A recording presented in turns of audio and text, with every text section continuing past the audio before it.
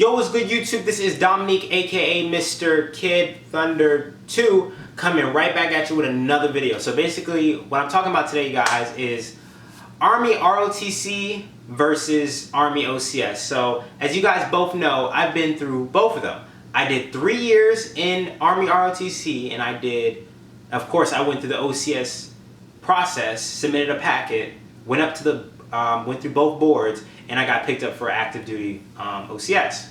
So you're probably wondering, okay, why did you go through ROTC, leave ROTC, and then put in an OCS packet? Well, during college, you in Army ROTC, of course, you're in college for most of the time. You're in there for 4 years, but sometimes you have more than 4. So I was in college for 4 years, and I came to college a sophomore, and so I was only planning on doing 3 years in college.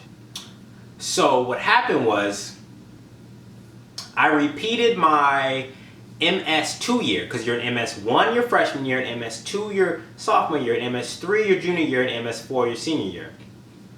I repeated my MS2 year because I switched my major, and I actually ended up switching it back, so it's not like it really mattered. I don't really know what happened there. I switched my major, so I had to repeat a year. So what they wanted me to do is they wanted me to stay back again. And they wanted me to stay back again because they wanted, first, of course, they wanted me to stay in ROTC. They liked me. I'd been there for 3 years. They wanted me to stay, do my MS2 year one more time, and then do an MS3 and an MS4 year. I'd been in college for 5 years. That means 2 extra years of college, because I came to college a sophomore. So 3 plus 2, just so you guys can do the math.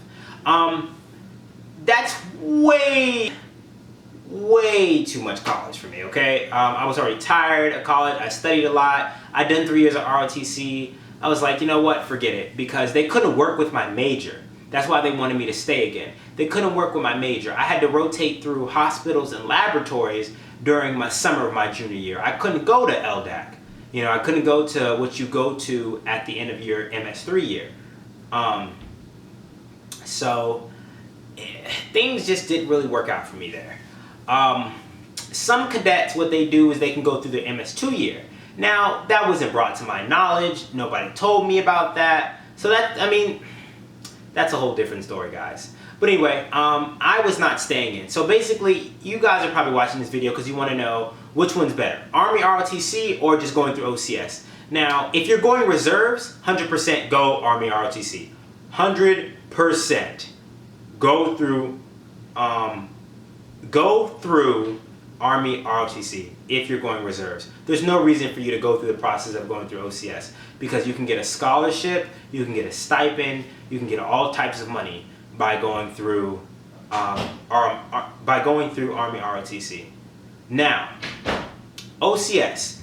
I think OCS is a better choice for people going active, and here's why. During Army ROTC, what they told me, now I have a STEM degree. I had a 3.2, and I graduated with a 3.2. They told me I was not competitive. Now, I did not believe them, but I was like, they know more than me. So there was really no reason for me to stay in there. Now, at that time, active duty was hard to get through ROTC, and it's easier to get through OCS. Think about, you have to compete against all the kids graduating for active duty, and then when OCS comes up, you're only competing against everybody that went up for the board, which isn't a whole bunch of people. So, if you're going active duty right now in 2016, it's easier to go through OCS, especially if you have a STEM degree, especially if you have over 3. They told me I was guaranteed in at my recruiting station. I was happy. It's really all I needed to know. I had solid extracurriculars, I had volunteer hours. There's a lot of things that go into an OCS packet. So I may actually make a video that's what makes an OCS packet competitive and what doesn't make it competitive. And then Army ROTC is a whole different beast. Because you're judged on leadership skills during LDAC. You're judged on a lot to whether you get active duty or not. But I feel like you get a whole person view. I feel like it was a lot easier for me to compete against everybody else on paper, because my on paper is a lot better than everybody else's. And that's not bragging, but it is. It's like my on paper stuff is a lot better than most people's. So, now you're asking me, okay, so Dom, Dom, which one is better? If you're going reserves right now in 2016, Army ROTC. If you're going active, go through OCS. Now you can get active through Army ROTC. Of course, you can get active. I mean, that's what most people do. But if you have, they told me if you're not above 3.5, it's not competitive. That's what they told me. That's what they told me. Okay. Now, do I believe them? No. Okay. Now, from what I remember, the kids that got active were liberal arts degrees. The degrees were not hard, but they did have high GPAs because they were easy majors. They were criminal justice, sociology. You know, nothing, you can't really do anything with that. So you better kind of hope you are going to get active duty, because you can't really do anything with that unless you go to grad school.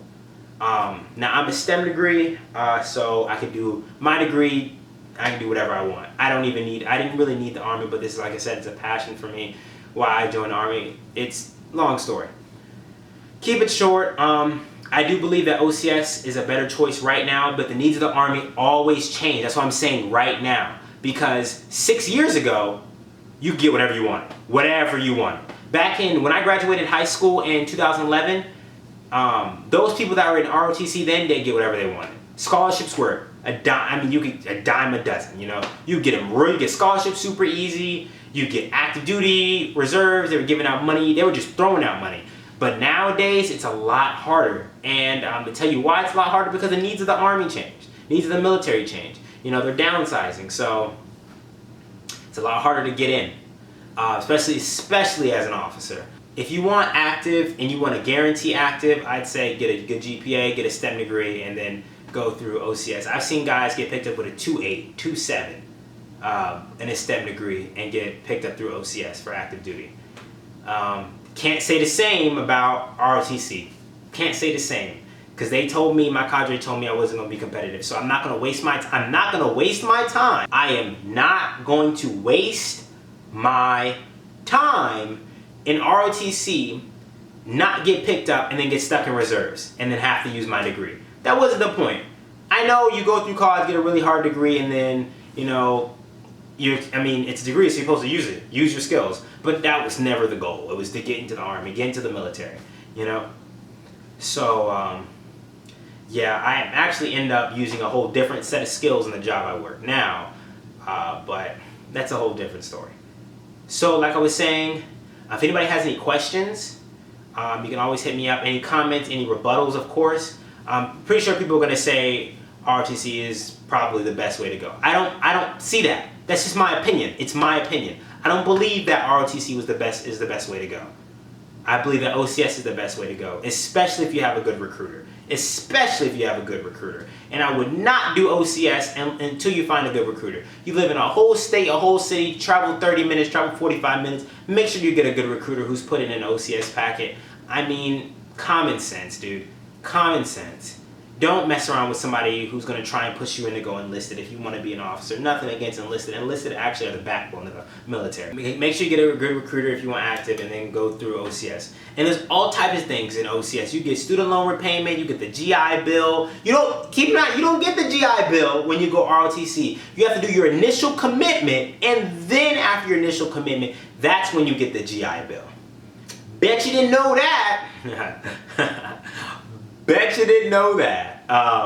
So yeah, there's a lot of stuff. There's there's pros and cons. You know, you get all this money, you get a stipend and everything, but it's actually not worth it. You know, I wouldn't even think about it, especially because if you're not getting a scholarship, your GPA is not high, your PT score is not high, then if they're not paying for any of school, then you're paying for all of school, and it doesn't equal out on the end. When you could just not do ROTC, get a part-time job, work extra hard. The time you spend in ROTC, put it in class, bring up your GPA, try to get an academic scholarship. I mean, there's so many other things. That's why I think OCS is just hands down a better bet right now. This is what, September 2016. That's what I think is better. But anyway, that is it. Anybody's had any comments, questions, or anything, you can always hit me up. I'll respond in the things below. So take it easy, guys. Get under 2, and I'm out. Peace.